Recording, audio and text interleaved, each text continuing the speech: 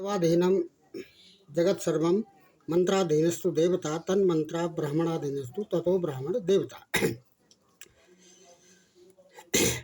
मानसागरी पुस्तक के ये ज्योतिष से संबंधित पुस्तक मानसागरी के पेज नंबर 145 में भाव स्थित भावेश का फल विचार, इस पर चर्चा की जानी है।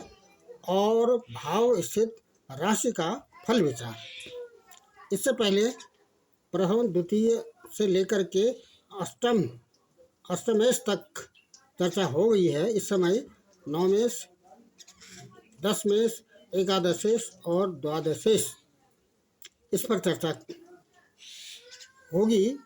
नवमेश यहाँ पर ये एक प्रश्नगत जन्म पत्रिका है, जिसमें जन्म के समय पर तुला राशि सूर्य के सम्मुख उदित हुई है।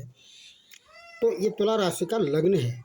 यहाँ पर ये प्रथम तन, द्वितीयम धन, तृतीयम पराक्रम, सुख चतुर्थम, पंचमम बुद्धि संतति, षष्ठम रोग ऋण शत्रु, सप्तमम मारक भाव, अष्टमम छिद्र, नवमम भाग्य। ये नवे भाव में 3 नंबर की राशि है। तो 3 नंबर की राशि बुध की होती है। तो यहाँ पर नवमेश क्या होंगे? बुध होंगे। तो ये नवमेश धन भाव में है। नवमेश बुध कहाँ पर है? धन भाव में है। तो ऐसी स्थिति में इस जातक को यदि ललाट पट्टे लिखिता विधात्रा षष्ठी दिने या अक्षर मालिका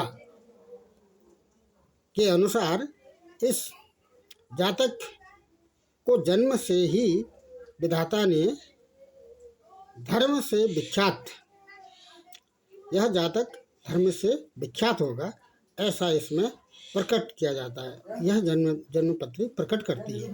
दशमेश क्या है? यहाँ पर चंद्रमा है। 4 का मतलब होता है कर्क राशि। कर्क राशि के स्वामी चंद्रमा होते हैं, जो छठे भाव में है। तो ऐसी स्थिति में क्या होगा? शत्रु से भीत रहेगा, डर रहेगा और ये रोग रहित रहेगा।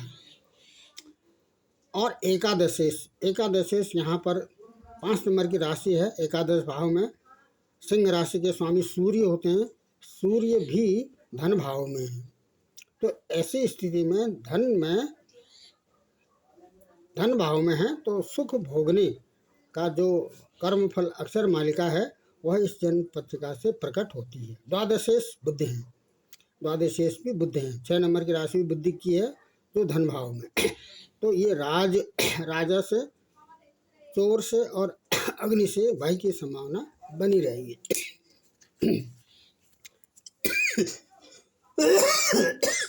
ऐसी स्थिति में मानसागरी के पेज नंबर 155 में अन्य ज्योतिष से संबंधित पुस्तकों में भी स्वराशि, उच्च राशि और नीच राशि और मूल त्रिकोण राशियों का वर्णन किया गया है। शुक्र, इस जन्म पत्रिका में शुक्र अपनी राशि में है, क्योंकि तुला राशि शुक्र की अपनी राशि में है। तो ऐसी स्थिति में यह जो जातक है, इसको ये जन्म पत्रिका क्या प्रकट करती है? ज्ञानी होगा, सुखी होगा और राज सेवा इसको प्राप्त होगी। अब मित्र ग्रस्त फल। सूर्य यहाँ पर मित्र की राशि में है। सूर्य यहाँ पर 8 नंबर की राशि वृश्चिक राशि है। वृश्चिक राशि के स्वामी मंगल होते हैं। मेष और वृश्चिक राशि के स्वामी मंगल होते हैं। तो सूर्य के मंगल मित्र हैं। तो ऐसी स्थिति में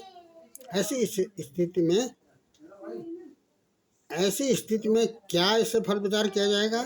यह ज्ञानी होगा, सुखी होगा और राज सेवा को प्राप्त करेगा। ये विख्यात भी होगा। लग्न 7 में है, तो राज सेवा। अब तीसरे भाव में 8 नंबर की राशि है। ये भाव स्थित राशि का फल है। धन भाव में, दूसरे भाव में वृश्चिक राशि है, तो विनोद युक्त बातें करने वाला होगा। और तीसरे भाव में गुरु की राशि है, तो राज्य सेवा की प्राप्ति होगी। चौथे भाव में मकर राशि है। तो जल विहार इनके कर्म फल अक्षर मालिका में मालिका प्रकट करती है यह जन्म पत्रिका। पंचम भाव में कुंभ राशि है, ये यशस्वी होगा।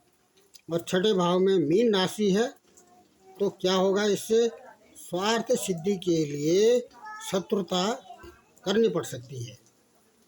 सप्तम भाव में मेष राशि है, धन की चाह बनी रहेगी। अष्टम भाव में वृष राशि है, तो चौपाया और दुष्टों से भय बना रहेगा।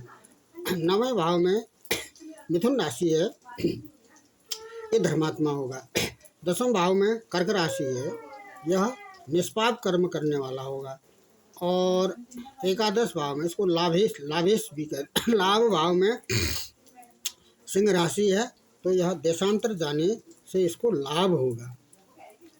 और व्यय भाव में कन्या राशि है, तो सत्संग में व्यय होगा। तो ये जन्म पत्रिका इन बातों को प्रकट करती है। अब इसी क्रम में यदि हम आज का पंचांग देखते हैं तो 29 जुलाई 2024 है, ये कृष्ण पक्ष चल रहा है और सूर्य दक्षिणायन में है, श्रावण का महीना है, 14 गते है और सोमवार है। तिथि आज नवमी है, जो 5:55 सायं तक रहेगी। नक्षत्र भरणी है, 10:55 तक रहेंगे। योग गंड है और करण का जो पहला चरण है वो तैतिल का है और दूसरा चरण गर का है। भगवान शिव वास आज देव सभा में है, अग्नि का वास पृथ्वी है। ये दोनों शुभ हैं, ये दोनों शुभ हैं। और चंद्रवास आज पूर्व दिशा में है। जैसा कि यहाँ पर जन्म पत्रिका देखें, ग्रह का गोचर देखें तो चंद्रमा मेष राशि में, ये ग्रह गोचर है। 6:55 में ग्रह की गोचर की स्थिति को देखते हैं तो कर्क राशि में सूर्य और शुक्र हैं और सिंह राशि में बुध हैं, कन्या राशि में केतु हैं, कुंभ राशि में शनि हैं, मीन राशि में राहु गोचर कर रहे हैं और मेष राशि में चंद्रमा है और वृष राशि में गुरु और मंगल है। तो यहाँ पर चंद्रवास जब मेष राशि में होते हैं 1-5-9 को पूर्व दिशा बताई गई है। तो ऐसी स्थिति में यदि यात्रा की जाए, पूर्व दिशा के सम्मुख अपना मुख हो या ये दाहिनी ओर यदि चंद्रवास हो, तो ऐसी स्थिति में ये धन लाभ होगा और शुभ कार्य यात्रा इसमें मानी जाएगी। ये केवल आज के लिए है। इसी क्रम में जैसा कि एक शब्द प्रचलित है वो है कांवड़। कांवड़ का मतलब होता है इसमें कांवड़ एक पात्र में गंगा के शुद्ध जल को लाते हैं और इसको भगवान शिव का अभिषेक करते हैं। तो ये जो कांवड़ है, ये जैसा कि 4 जुलाई से ये प्रारंभ हो गया है, 2 अगस्त को इसका विसर्जन किया जाएगा।